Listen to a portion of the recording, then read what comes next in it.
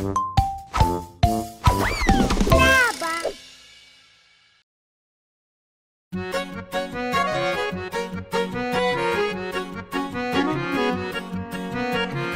boli v našej ulici tri prasiatka remeselníci.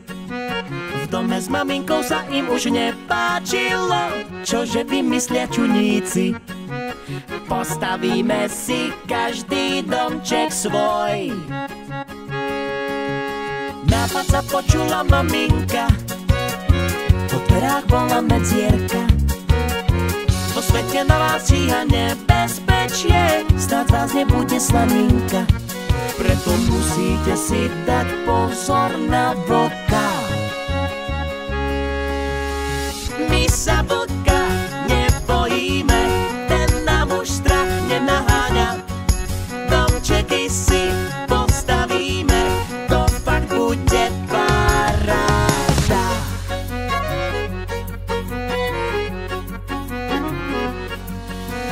Prvý stavia domček zo slamy, nepoužilo ani trámy. Bolo lenivé a chcelo odpočívať, užívať si panorámy. Ale z diaľky ho ticho pozoruje vlk. Pre vlka to bude zábava, bude to večera voňavá. Nadýchne sa zľahka, potom trošku fúkne, večera skoro hotová. Čože, kam to prasiatko uteká? Kamže, ty prasiatko, už mi riadne v bruchu hučí.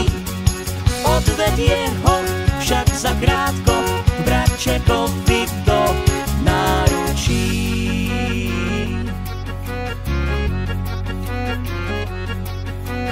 Druhé stavia domček len z dreva, tu nám už obavy netreba.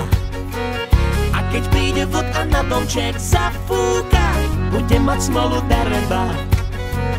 Na môj drevený dom si netrúfne, to ale vlka nezastaví, priamo pred domček sa postaví.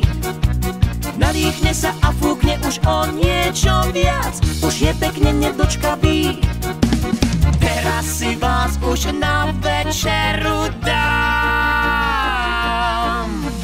Dve prasiatka utekajú, bežia, čo im sila stačí. Tretie prasiatko hľadajú a vlk sa pekne mračí.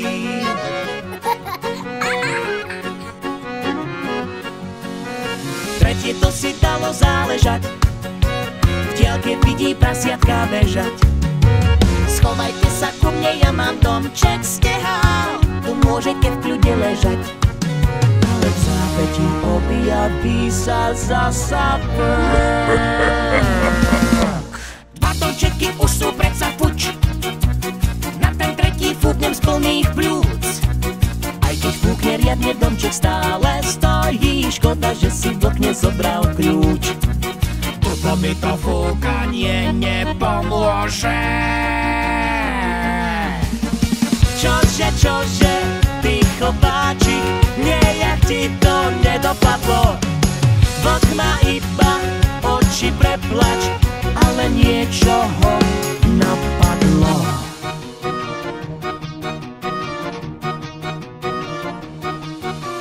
Vyšplhal sa až ku komínu, už plánuje chutnú papinu. Padá dole, ale k jeho veľkej hrôze to prasiatka robia hostinu. Tak teraz mám zadok celý spálený. Vlk sa v diaľke už vydráca, môže v lese jesť maliny. Tvrdá práca sa vypláca, hneď sa pustíme do hostiny.